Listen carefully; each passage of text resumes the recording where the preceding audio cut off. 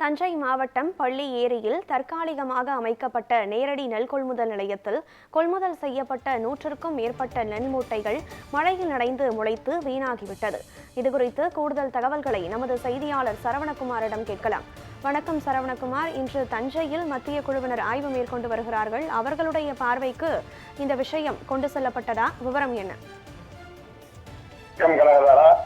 தஞ்சை மாவட்டம் களிமேடு அருகே பள்ளி என்கிற கிராமம் இருக்கிறது. இந்த கிராமத்தில் சுற்றுவட்ட பகுதிகளில் சுமார் 1000க்கும் மேற்பட்ட ஏக்கர் பரப்பளவில் விவசாயிகள் விவசாயம் செய்து வருகின்றனர். தற்போது அறுவடை பணி என்பது நடைபெற்று வருகிறது.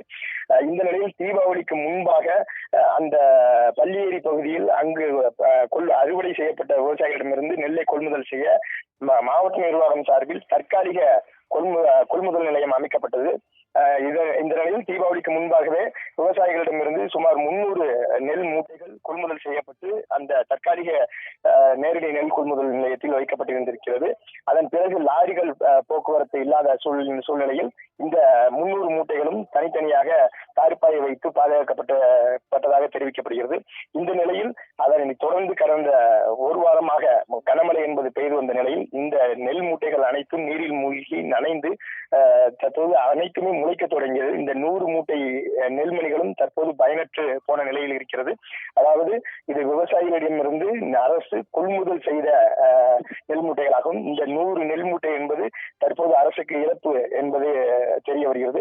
இந்த நிலையில் இதை முறையாக பராமரிக்காமல் தற்பொழுது இந்த கொள்முதல் நிலையத்தில் வைத்து சென்ற அதிகாரிகள் மீது உரிய நடவடிக்கை எடுக்க வேண்டும் என அந்த பகுதி விவசாயிகள் தெரிவிக்கின்றனர். அரசு இது போன்ற இந்த தற்காலிக கொள்முதல் நிலையங்கள் அமைக்கப்பட்ட பகுதிகளை எல்லாம் ஆய்வு செய்ய வேண்டும். அந்த பகுதிகளில் நெல் மூட்டைகள் கொள்முதல் செய்யப்பட்ட பிறகு அது பாதுகாக்கப்படுகிறதா என்பதையும் ஆய்வு செய்ய வேண்டும் என்பதே அனைவரின் கோரிக்கையாக இருக்கிறது. வழங்கியமைக்கு நன்றி சரவணகுமார்.